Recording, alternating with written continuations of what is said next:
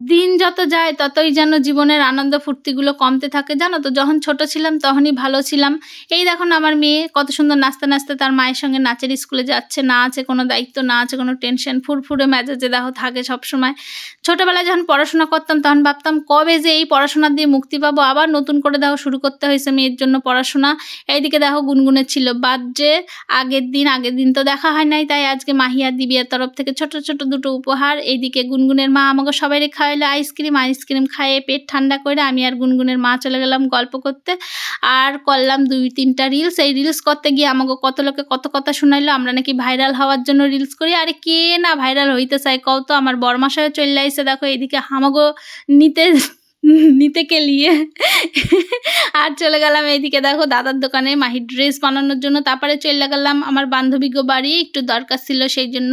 তারপরে চইল্লা গেলাম আবারও। আমার বর আসলে যে কত টাকা আমার বরের খরচা হয় কি কব, এই মেয়েটার জন্য একদম জ্বইল্লা পুইড়া শেষ হয়ে গেল আমার বরটা।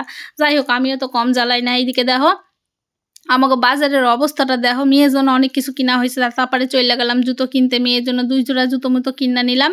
তারপরে আমার জন্যও কিছু জুতো পছন্দ হয়েছিল। আমার বর যে আমারে কি বকা দিল, কয় কি তোমার এত জুতা তাও তোমার হয় না, না একটা তোমার যা জুতো আছে একটা দোকান হইয়া যাইবে।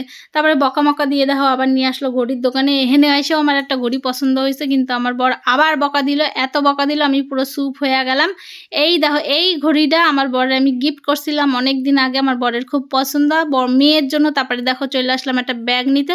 তো চলো এবার তাহলে আসি, কেমন লাগলো কমেন্ট করে জানাই।